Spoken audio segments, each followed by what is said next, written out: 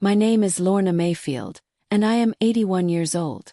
If you had asked anyone in my family just 10 years ago, they would have told you I was the heart of the household, the one who remembered everyone's birthdays, who hosted Thanksgiving even when my legs ached, who stitched baby blankets by hand and taught the younger ones how to make cinnamon butter from scratch. But now I am just the woman who sits at the far end of a table I once built with my own hands, staring into the eyes of strangers wearing the faces of my children. And the one sitting in my place, Callie, was never born into this family. She married into it. Quietly, cleverly, like a shadow that learns to move before you do. I remember the first time I met her. She was dating my youngest, Jonathan. She had this way of making eye contact a little too long, of laughing at things that weren't funny. I felt a chill the moment she hugged me and whispered, "I've heard so much about you, Mrs. Mayfield." But I pushed the feeling down. I told myself I was being too critical. After all, she was warm, attentive, helpful even, at first. She brought me tea without asking.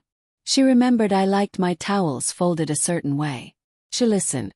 And slowly, she began to sit beside me during family gatherings, asking questions about old recipes, old traditions, old stories. I thought I was mentoring her. I thought I was gaining a daughter. But what I didn't know then, what I wish I had seen sooner, was that she wasn't learning to honor the ways of this family. She was learning how to replace me.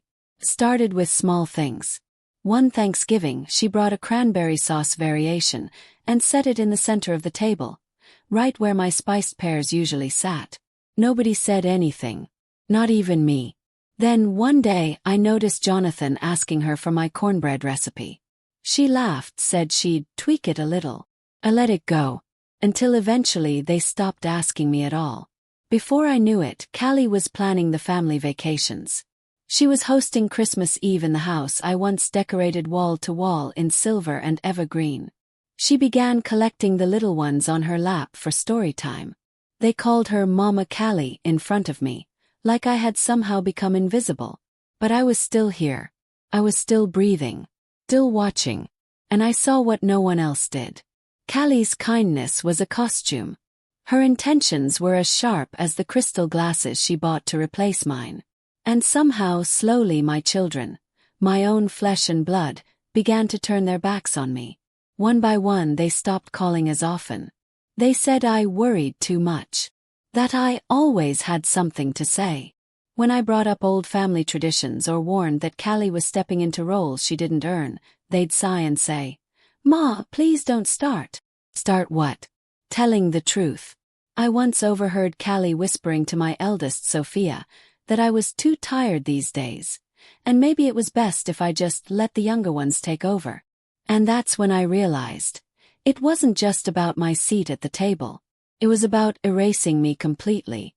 Every photo rearranged on the mantel, every story retold without my name, every recipe modified beyond recognition. It was all part of a quiet war Callie was waging, and I was losing ground by the day. But I am not the type of woman to go quietly. I may be 81. I may walk with a cane and take more pills than I used to. But I've raised 4 children, buried 2 husbands, and carried generations on my back. And if Callie thinks she can outmaneuver me in my own family, she's about to learn what happens when a mother who gave everything decides to take something back. Because I may have lost their ears, but I haven't lost my truth. And I'm ready to make it heard. Loudly, publicly, brutally if I must. It started with a letter I found tucked beneath the cushion of my old armchair, the one I hadn't sat in for months. It wasn't addressed, but I recognized the handwriting. It was my granddaughter's. And what she wrote changed everything. If this story has you hooked, don't forget to hit the like button. Leave a comment about your favorite moments so far, and subscribe for the next emotional chapter in Lorna Mayfield's journey. The letter was written in pencil, on one of those wide-ruled sheets you'd find in a child's school notebook. At first, I thought it was just an old grocery list or a forgotten drawing. But the handwriting caught my eye. Slanted, deliberate, the loops on the Y's curling low like vines.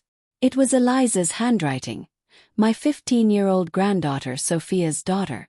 And as I unfolded the paper, my hands shaking slightly, The words hit me harder than any blow I'd ever taken in my life. Dear Grandma, I know something's wrong. I hear how Mom and Aunt Callie talk about you when they think I'm not listening. They say you don't know what's best anymore, and that you shouldn't be involved in family decisions. But I remember when you taught me how to read. I remember your hands on mine when we made apple pie. You still matter, Grandma. Don't let them make you feel like you don't. Love you. Eliza. I pressed the letter to my chest. The air caught in my throat. It had been so long since anyone in the family, not out of duty or routine but from the heart, said something real to me. Something kind.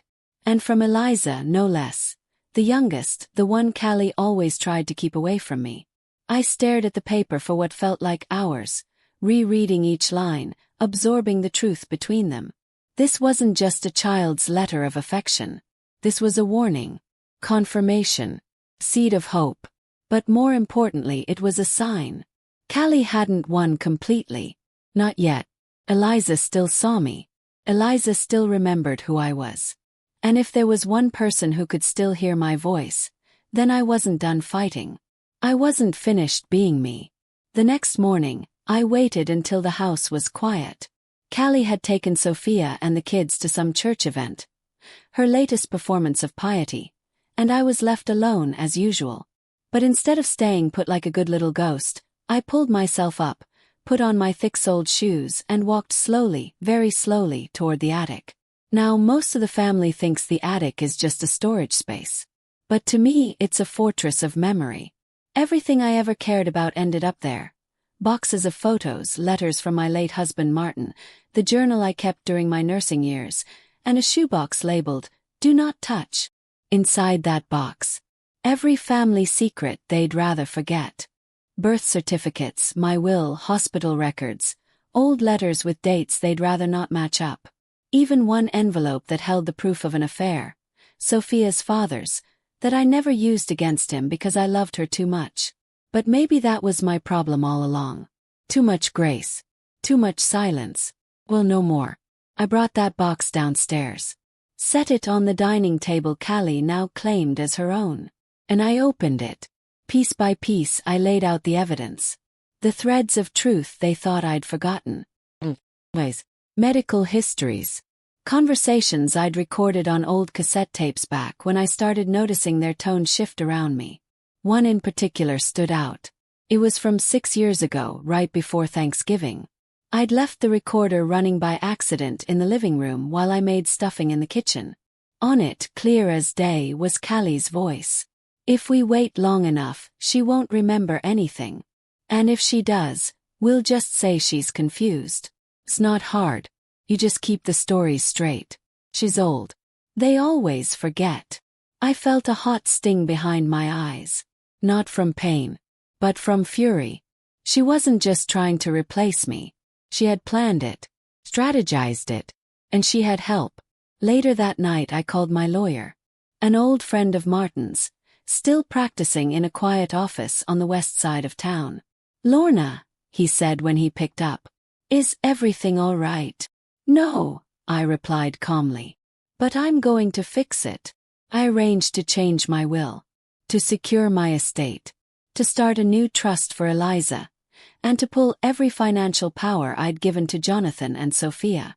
I'd been so generous, setting up accounts, giving them co-ownership of assets, naming them as my healthcare proxies. And they used it all to make me smaller. But not anymore. That night, I sat at my desk and wrote my own letter. Not to Eliza. Not to the family. To Callie. "Dear Callie, I once opened my heart to you. I gave you love, trust, and the place of a daughter when you had no family of your own. I believed you when you said you just wanted to help. And maybe, at first, you did. But somewhere along the way, helping turned into hiding. Kindness turned into control. And now you sit at my table with my children, calling it your own. You think you've won. But you've mistaken my silence for weakness. And you forgot one thing. I was here long before you. And I'll still be here when you're gone. Lorna." He sealed it. I placed it beneath her pillow the next morning before breakfast.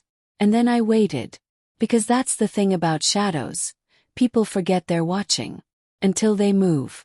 If this chapter gave you chills, don't forget to hit that like button, drop a comment about the moment you saw the turn coming, and subscribe so you don't miss any moment.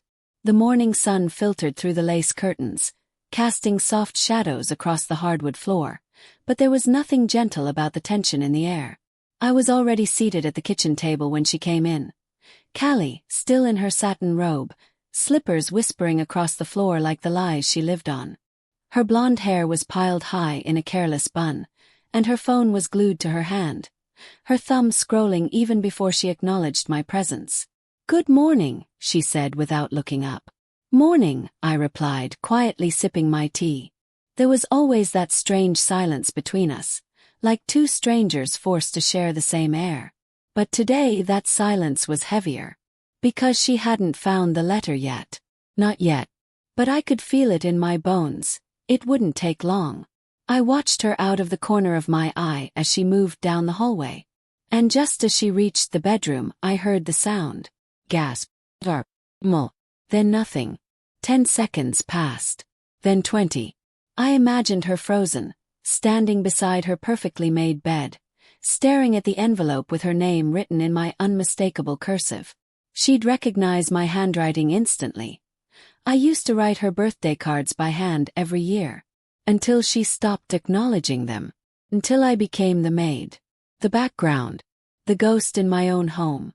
And now I was the reckoning. The floor creaked. I looked up. She reappeared in the kitchen doorway, holding the letter in both hands like it had burned her.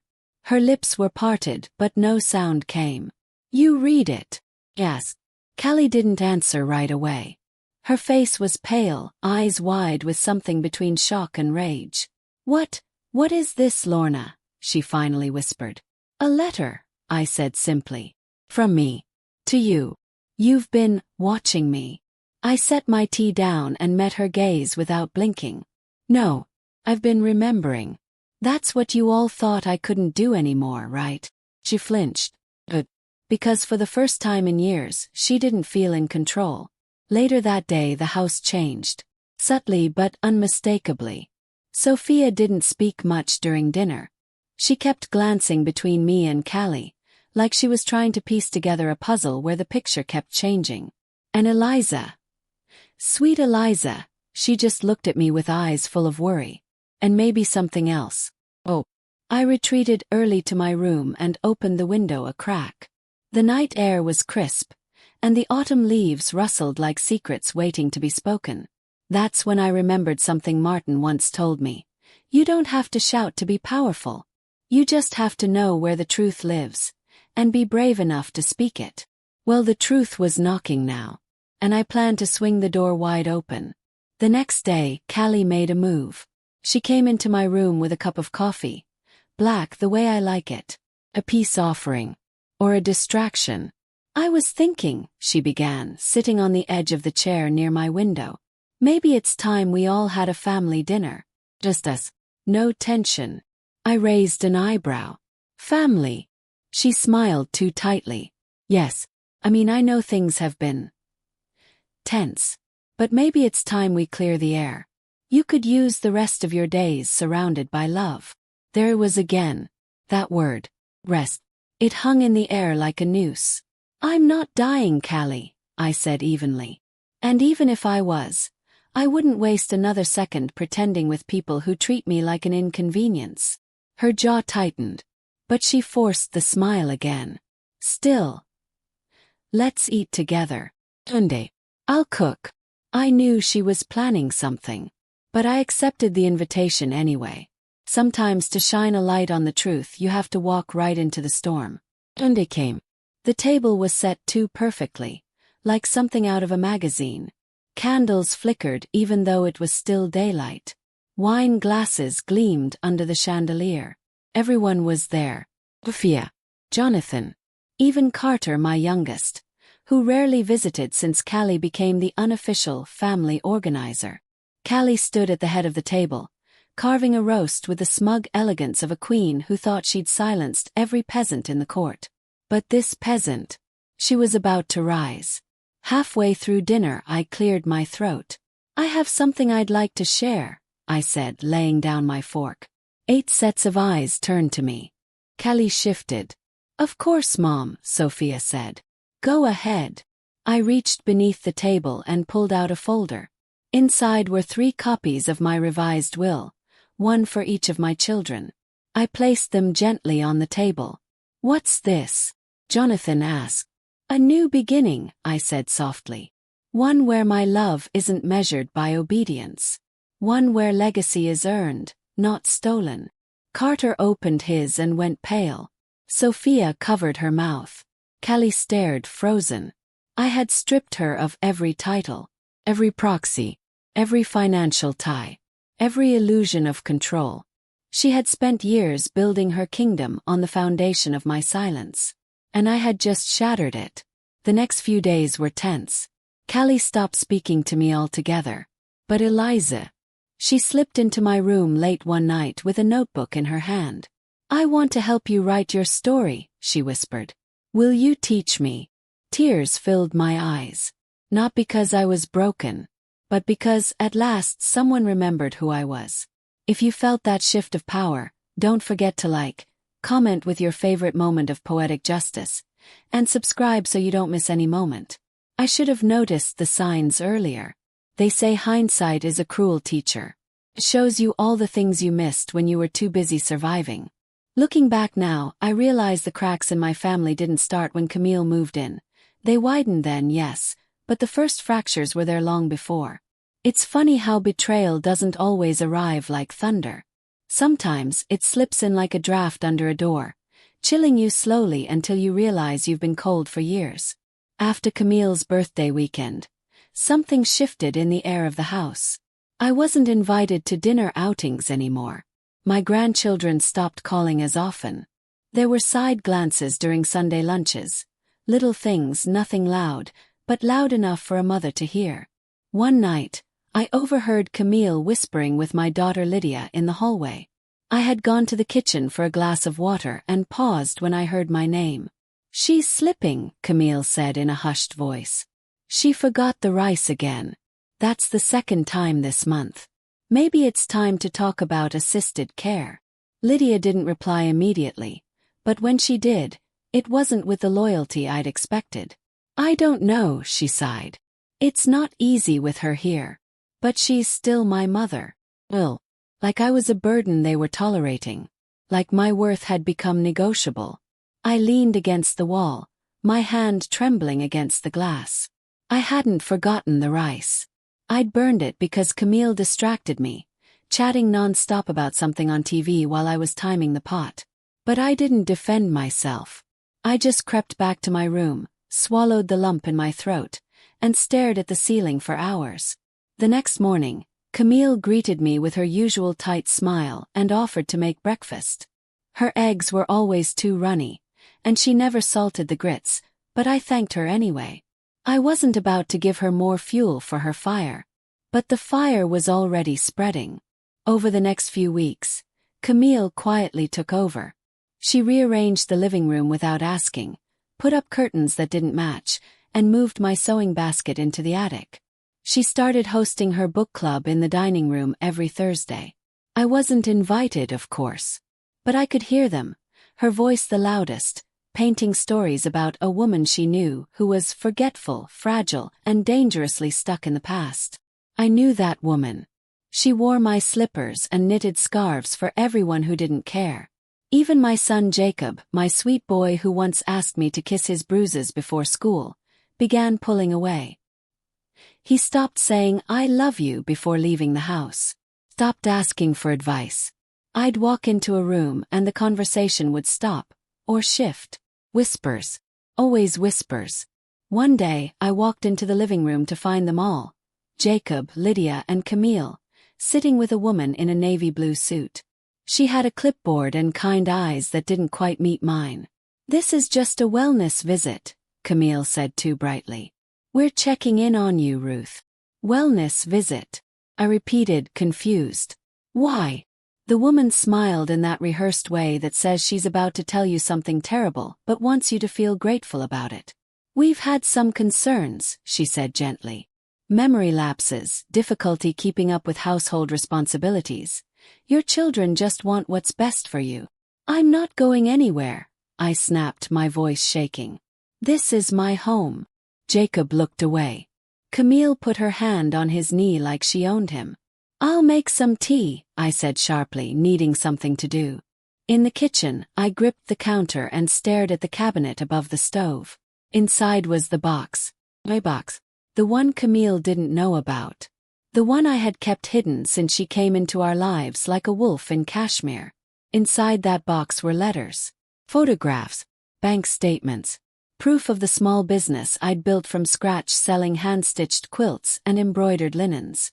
Proof of the money I'd saved before I handed the house over in my son's name to avoid probate. Back when I trusted him. There was also something else in that box. My journal. I hadn't written in it for a while. Not since the whispers began.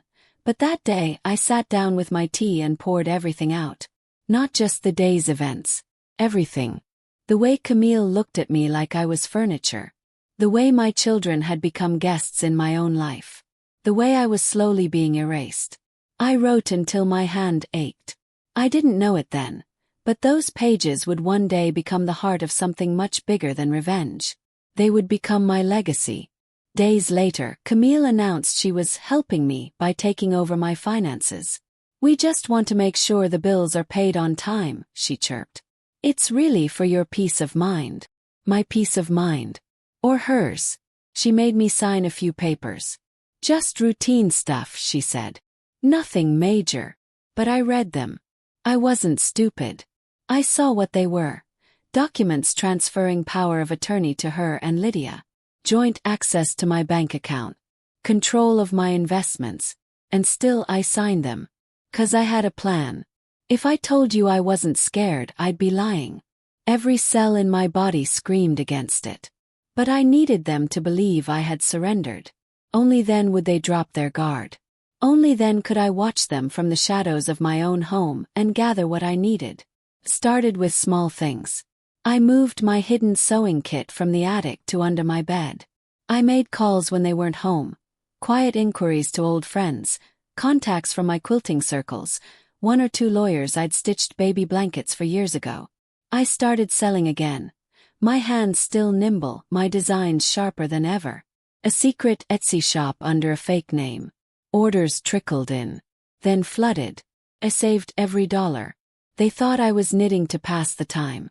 I was building an escape. One Thursday night, during her book club, Camille's voice rose louder than usual. She doesn't even realize what we've done, she laughed. I could sell this place tomorrow and she'd think she was going on a vacation. Laughter. From women who had never once asked me how I was. That night, I wrote a letter to myself. You are not invisible, Ruth. You are not useless. You are not theirs to discard. A month later, I received an envelope in the mail. No return address. Inside was a copy of a flyer. Camille. Her face. Smiling under the words. Vote Camille Sutton for County Council. So that was it. That was the reason she'd pushed so hard. She wasn't just taking over my family. She was building her public image on the back of the woman she tried to erase. But something in that flyer sparked a fire in me. I stood in the center of my room, hands trembling, and said aloud, You picked the wrong mother, Camille. From that moment on, the plan changed. I wasn't just going to leave.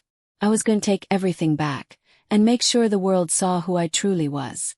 The next morning, I put on my best dress, pulled my gray curls into a neat twist, and walked into the downtown library. Can I help you? The librarian asked, looking surprised. Yes, I said, placing a thick folder on the counter.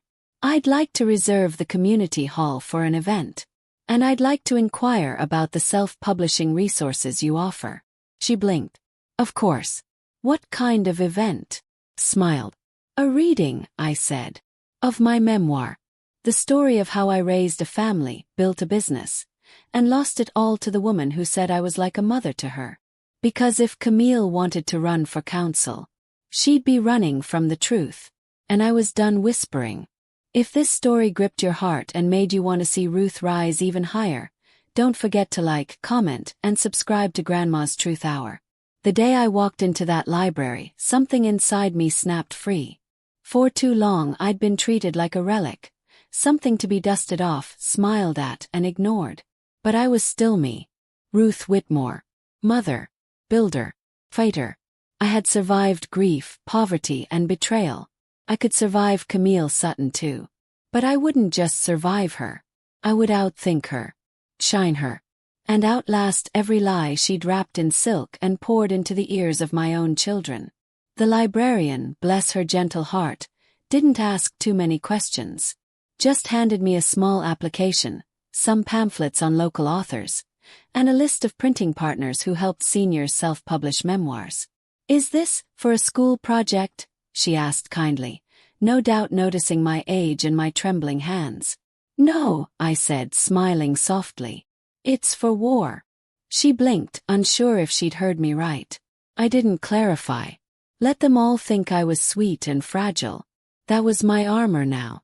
Back home, I kept the papers hidden beneath my bed, next to my sewing kit and the folder marked evidence. I no longer called it a journal. This was no diary. This was documentation. A witness statement. A weapon. For weeks I wrote. Late at night, after the house was quiet, I poured my truth onto the page. I wrote about Camille's rise in our home, how she started off generous and helpful, then slowly rewrote the rules of who mattered. I wrote about the way my children had once clung to my skirts, how they now looked through me like I was wallpaper. I wrote about the cold tea, the whispered gossip, the subtle theft of my place at the head of the family. I didn't spare myself either. I wrote about the moments I stayed silent when I should have spoken, the choices I made out of fear and fatigue, and the years I let Camille do the thinking while I folded laundry and quietly disappeared. But with every sentence I grew stronger. She didn't know I was listening. She never does when she's talking to her friends on speakerphone in the kitchen while making her green juice. "I've practically raised this family from the dead," she said. "Lydia was a mess until I stepped in. Jacob still doesn't know how to iron his shirt. And Ruth. She was half gone when I got here. I saved them all. They owe me." My hands tightened around the doily I was stitching. Oh, her. She hadn't saved this family. She had colonized it. And what hurt most, she believed it. That night I made a decision. I wouldn't just publish a book. Hold a reading. In public. Invite the neighborhood, the church, the book club ladies. Maybe even the local paper. But first I needed allies. So I called someone I hadn't spoken to in 20 years. "Hello." A man's voice answered, cautious. "Caleb. It's Ruth." Silence. Then, "Ruth. Ruth Whitmore." "That's right. I need your help." Caleb had once been my lawyer. Good one. Honest. Kind. But after his wife passed, he moved away and left the profession.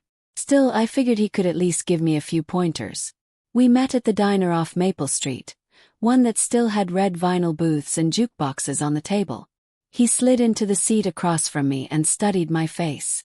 "You look tired," he said gently. "I'm tired of being erased," I replied. I laid out everything. Camille's manipulation, the power of attorney documents, the financial changes, and how she'd used her charm to isolate me in my own house.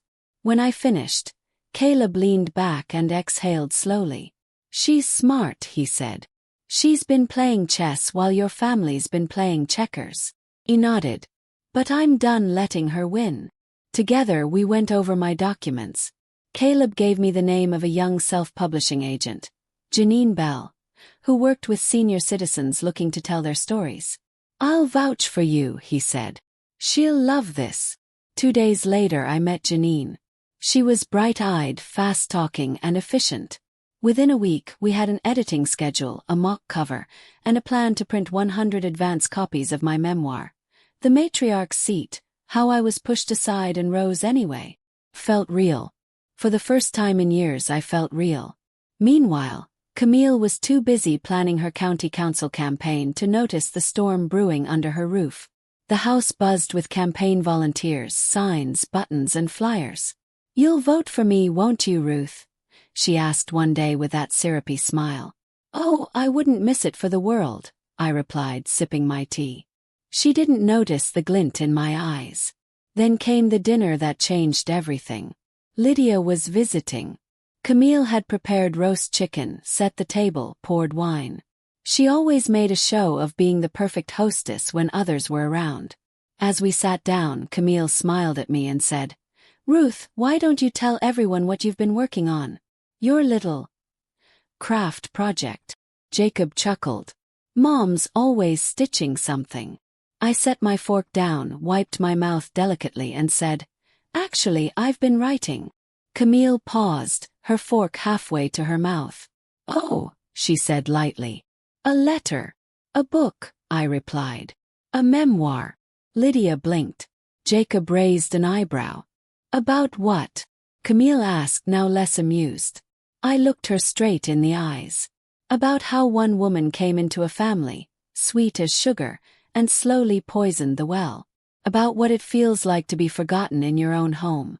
And what happens when that woman's lies are exposed, one page at a time." Silence. Then I smiled. "And the best part. The first public reading is next Sunday.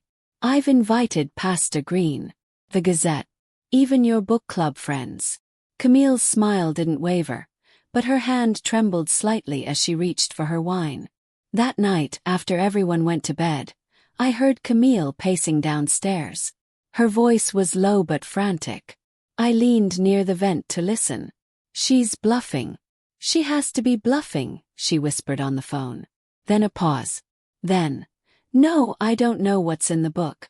That's what terrifies me. If she actually goes through with this." Blick. She ended the call. She was scared. And for the first time in years, I wasn't. Backhand index pointing right if you're rooting for Ruth and ready to see her take back her legacy. Don't forget to like, comment, and subscribe. The reading is coming. The truth is almost here. The morning of the reading arrived like a slow-burning fire. Quiet, steady, and impossible to ignore. The sky over Mayfield was pewter gray, and the wind carried a sharpness that hinted fall was coming early.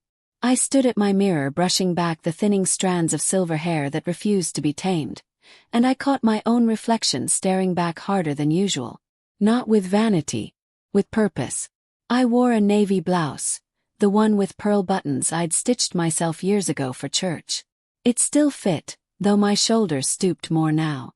I added a string of pearls my late husband Warren had gifted me on our 40th anniversary. Before he passed, before the silence, before Camille. Downstairs, the house was unusually quiet. Camille had taken the morning to campaign across town. I suspected it wasn't just campaigning, more like avoiding. She knew what today was.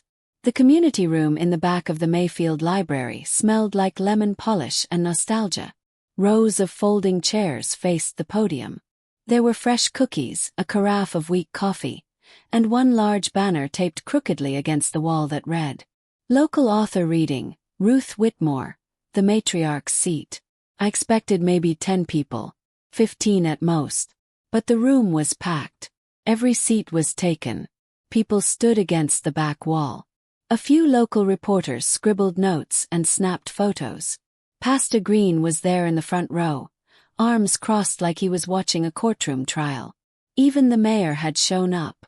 I saw Lydia sitting 3 rows back with her husband, and next to her, Jacob. They hadn't looked at me like that in years. Then I saw her, Camille, back of the room, arms folded, face blank. I took a deep breath. "I want to thank you all for coming," I began, hands gripping the sides of the podium to keep from trembling. "I know most of you know me as the quiet widow who grows tomatoes and always forgets your grandkids' names. But I have a story to tell." I opened the first page. And I read. I read about the early years, about building this family from nothing, about nights spent sewing clothes while Warren worked double shifts, about scraped knees, first dances, and teaching my children how to pray before bedtime. Then I read about Camille, about how she came into our lives like sunlight, warm, needed, and how slowly, almost beautifully, that warmth turned cold.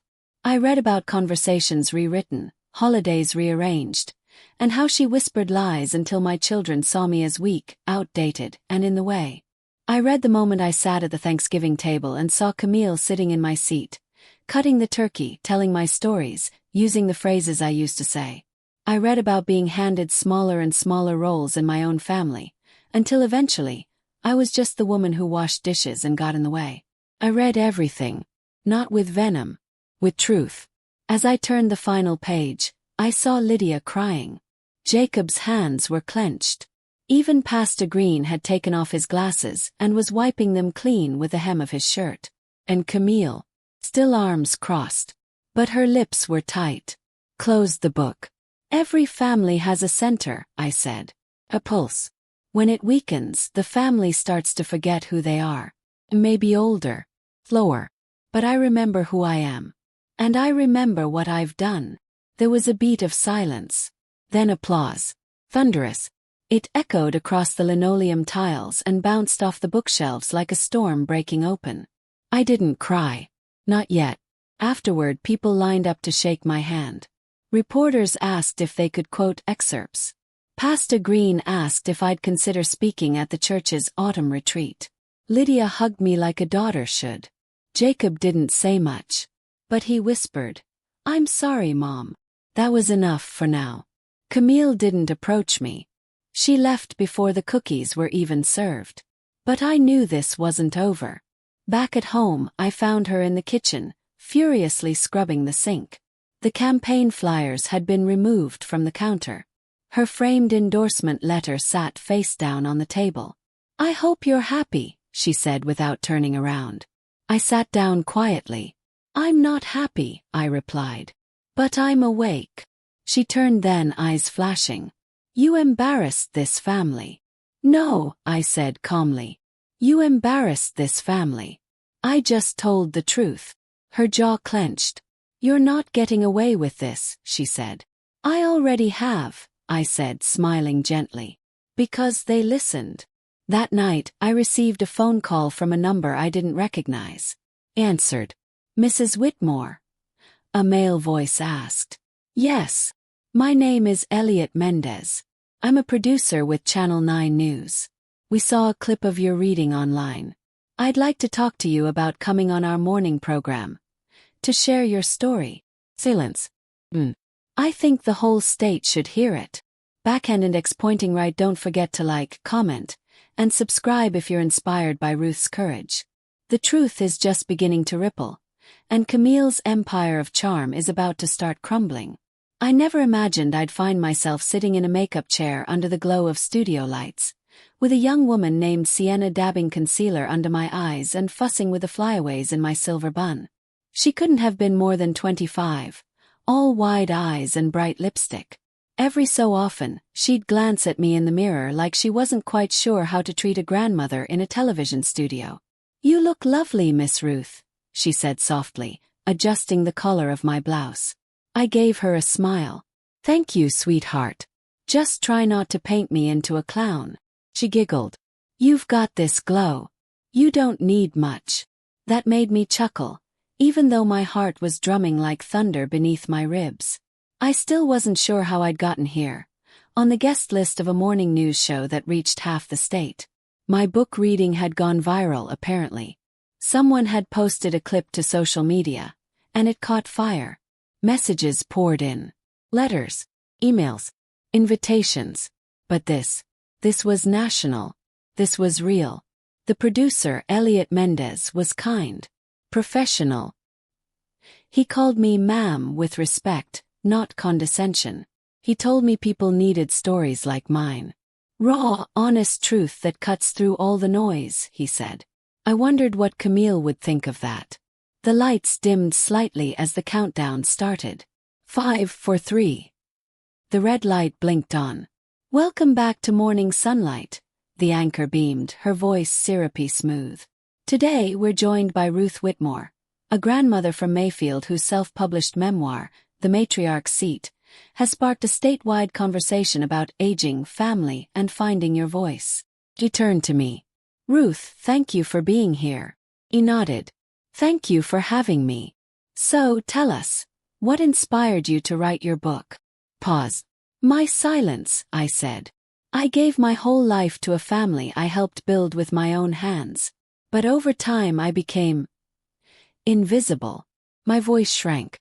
My place at the table vanished. And when I realized no one was going to hand it back to me, I picked up a pen. The anchor leaned in. There's a section of the book that struck a chord with many viewers. You wrote, "She borrowed my warmth like it was hers to keep, and when she had enough of it, she left me out in the cold." Were you referring to your daughter-in-law? I didn't blink. I was. There was a slight gasp from the production crew. The anchor looked stunned, but not displeased. "It takes a lot of courage to say that out loud," she whispered. "It takes more to survive it." By the time I got home that afternoon, my answering machine was full. Reporters, readers, mothers, daughters, women like me. "Thank you." One woman's voice trembled over the speaker. I thought I was the only one. But not everyone was celebrating. Camille was waiting for me on the porch, arms crossed, lips tight. "You need to stop this," she said before I even closed the gate. "You're making a fool of this family." "I'm not the one who did that," I replied. "I just gave it a microphone." "You're hurting your own children." Jacob's co-workers are asking questions. Lydia's church group saw the interview. "I didn't name them," I said. "But if the shoe fits." Her nostrils flared. "I won't let you ruin everything I've built," she hissed.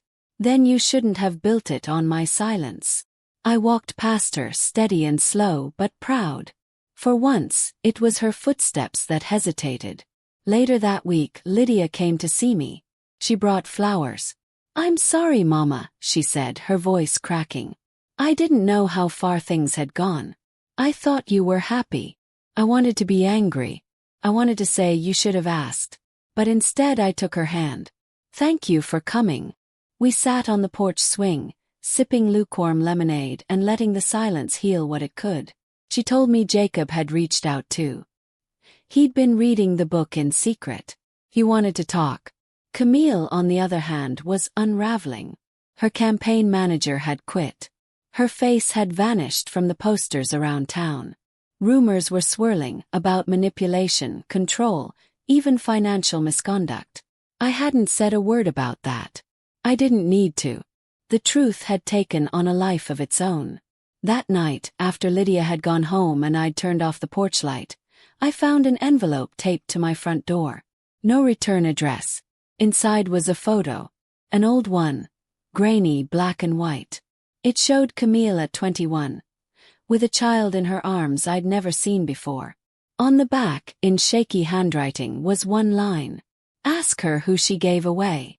Backhand index pointing right. If you've ever been underestimated, overlooked or silenced, don't forget to like, comment and subscribe. Ruth's not done yet. And Camille's perfect facade is starting to crack. When I turned the photo over for the 5th time that night, my fingers trembled. The child looked no older than 6 months. Chubby cheeks, thick dark hair, a dimpled smile that mirrored someone I couldn't quite place, but felt like I should have known. Camille had her arms wrapped around the baby, her smile strained and her eyes hollow. "Ask her who she gave away." Those words didn't just whisper, they howled in my ears. I sat in the living room, fireplace crackling low, the envelope in my lap, heart pounding against my ribcage like it was trying to warn me of something big. I couldn't sleep, couldn't think straight. Because this wasn't just a mystery. This was ammunition. Camille had built her reputation on family values, on loyalty, on being the perfect daughter-in-law. If this photo meant what I thought it did, then she was hiding a truth deeper than anything I'd written in my book. But I wasn't going to make assumptions. I'd lived too long with people making assumptions about me. I needed the truth from her lips. And she was going to give it to me. The next morning I called her office and left a message. Controlled.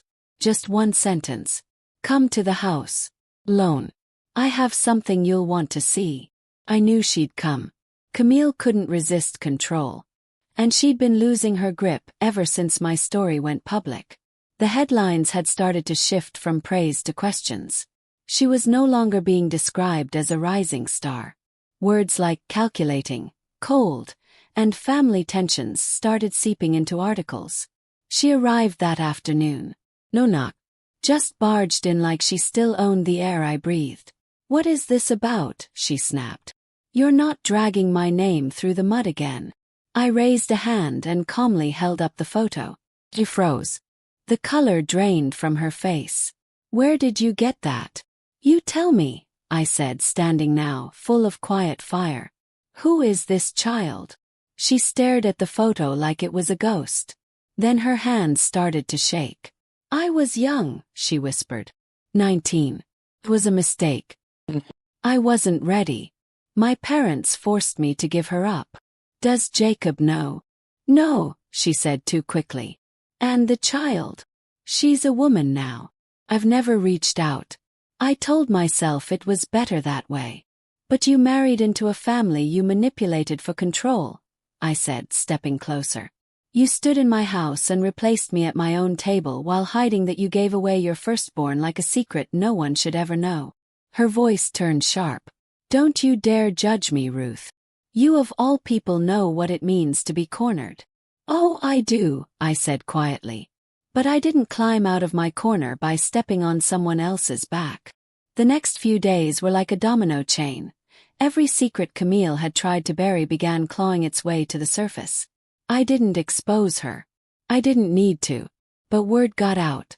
Someone leaked the photo. Then came court documents from a sealed adoption file. An anonymous tip connected it to Camille's campaign filings, suggesting she may have used fake donor identities to funnel money. Suddenly, the perfect image she'd built started to implode. Lydia and Jacob came to me. Angry, confused, broken. "Why didn't she tell us?" Jacob asked. "Because the truth would have ruined the story she wanted you to believe," I said gently. Lydia wept quietly on my couch. And I held her, not to gloat, but because I remembered what it felt like to realize someone you loved wasn't who you thought they were. The turning point came when a woman named Hazel showed up at my front door. She was 39. Auburn curls. Cautious smile. She held up a copy of my book in one hand and the photo in the other. "I think I'm the girl in this picture," she said softly. I led her inside. Over tea, she told me what little she knew, that she'd been adopted at birth and always felt a missing piece. She'd stumbled across the viral post about my book and saw Camille's face in one of the press photos. Shook her. So she began to dig. "I don't want anything from her," Hazel said. "But I needed to know the truth." He nodded. "So did I." We talked for hours. About life. Family. Hazel had built a life for herself. Married, 2 boys, a teacher at a middle school. She wasn't bitter. She was just searching. And Camille had never once looked. That night, I opened the latest letter from my publisher. My book had hit number 4 on the state bestseller list. And they wanted to discuss a second one. Sequel. But this time, it wouldn't be about my silence. It would be about Camille's. And the daughter she tried to erase. Hazel, standing in my kitchen, looked up from her cup of tea and asked, "Do you think she'll ever want to meet me?" I looked her straight in the eyes. "She might not.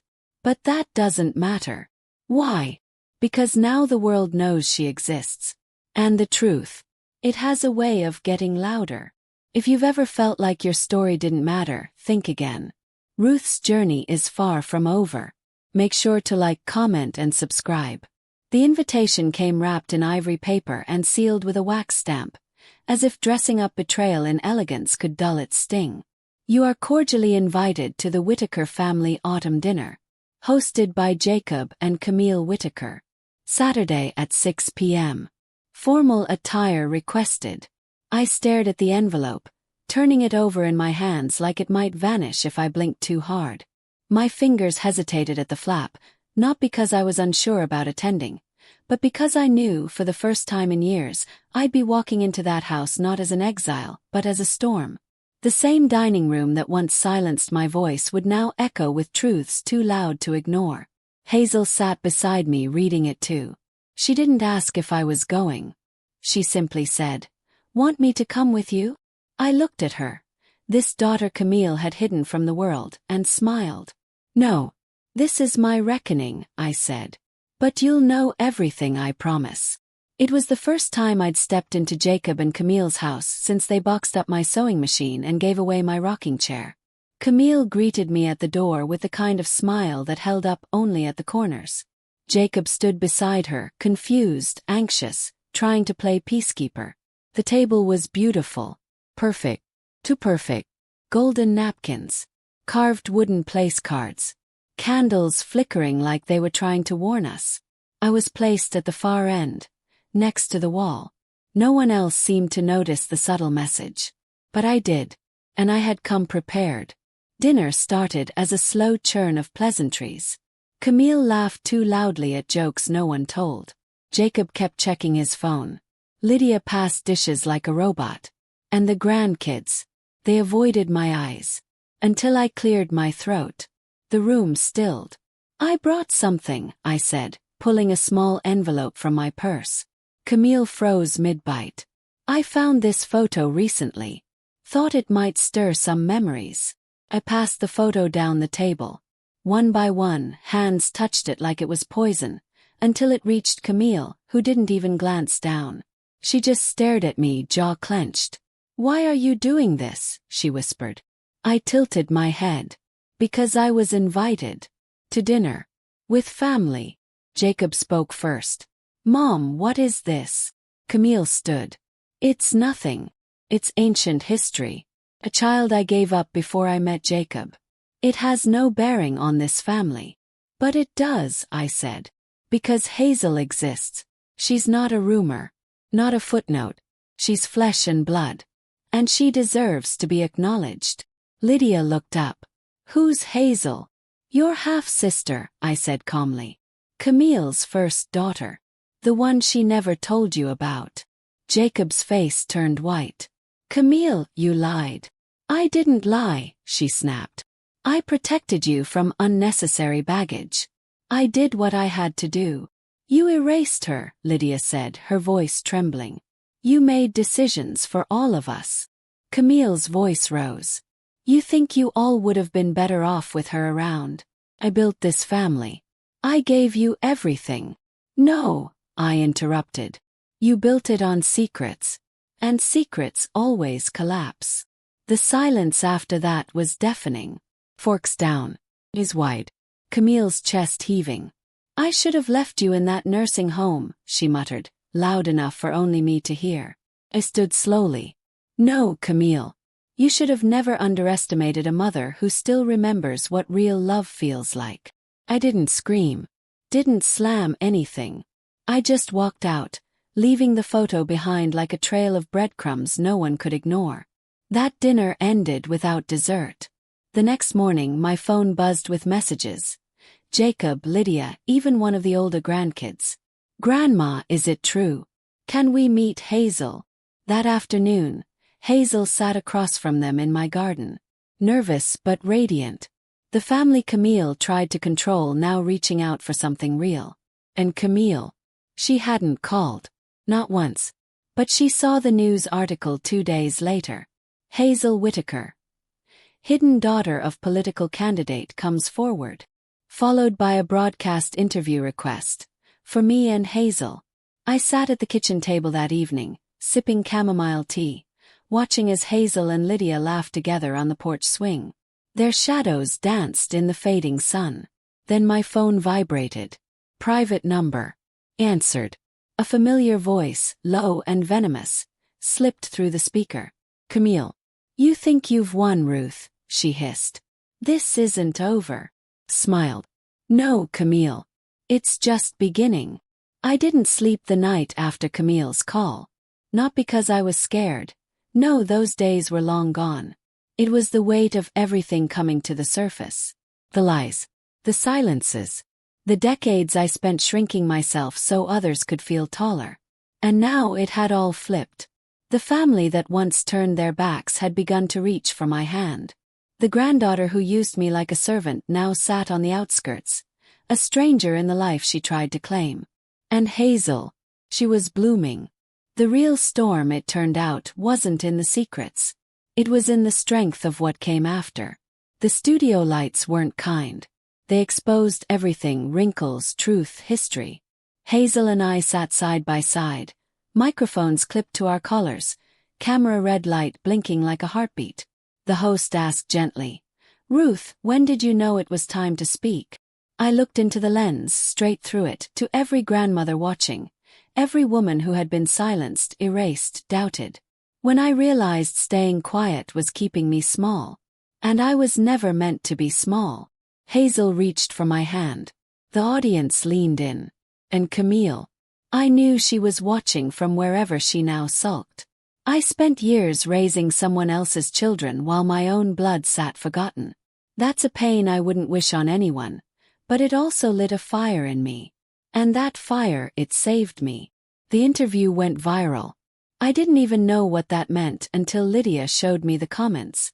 Thousands of people, strangers from Ohio, Kansas, even Canada, flooded the feed with support. "I see my own grandma in you." This broke me in the best way. Never underestimate the quiet women. Camille tried to spin it, of course. She released a statement claiming I was confused, that I was weaponizing memory, that Hazel had no proof. But the internet isn't as loyal to spin as it is to truth. Especially when that truth is human and raw and bleeding on camera. A week later there was a knock at my front door. I half expected it to be a reporter or a curious neighbor. Instead it was Jacob. He looked older than I remembered. Shoulders hunched, cheeks sunken, eyes unsure. "Can I come in, Mom?" I nodded, stepping aside. He stood in my kitchen, the same room where I used to make him blueberry pancakes and mend his scout badges. "I'm sorry," he whispered. "For what?" "For letting her do that to you. For looking the other way. For not being the son you needed." It wasn't rehearsed. It wasn't tidy. But it was real. And sometimes real is more healing than perfect. We sat, drank coffee, and talked like mother and son. Like two people trying to find their way back. It was held at the community hall. Pink balloons, cupcakes, laughter echoing across the walls. Camille sat at the center, arms crossed, eyes scanning the room like a queen unseated. She didn't notice me enter until the music dipped. All eyes turned. Some gasped. Others whispered. I didn't rush. I didn't shout. I walked slowly, steadily, holding the one thing Camille couldn't twist. The truth. "I wasn't invited," I said, voice calm. "But I brought a gift anyway." Camille stiffened. "You need to leave." But I didn't come for her. I turned to the crowd. Lydia, Jacob, my great-grandchildren, and raised my voice just enough to cut through the room. I spent years folding Camille's laundry. Years watching her climb higher and higher on my back. She told my children I was forgetful, bitter, in the way. But I was never in the way. I was in the foundation. The room held its breath. And I have only one question left for all of you. When you look back on your family, who do you want standing in those memories? The woman who erased people, or the one who built them? Silence. Then one of the grandkids, a boy barely 12, stood and walked over to me. "I want you, Grandma Ruth." He hugged me. And with that, the dam broke. Lydia cried. Jacob cried. Even Camille's face cracked, though she quickly turned away. I handed the small wrapped box to the soon-to-be mother in the family, Jacob's eldest daughter. Inside was a hand-stitched baby quilt, old-fashioned, and stitched into the corner, the initials, R.H. For Ruth Holloway. Camille left quietly before dessert was served. She didn't slam doors. She didn't scream. She just slipped out the back, no one following her. That night, I sat on my porch swing, Hazel beside me. "Was it worth it?" she asked. I looked out over the yard, at the garden, at the house, at the cracks in my life now letting light pour through. "Yes," I said. Because I didn't come back for revenge. Came back for truth. And truth, my dear, is a kind of justice all its own. I was once forgotten. Dismissed. But I didn't fade. I wrote my story. I lived my truth. And when I finally stood again, I didn't scream.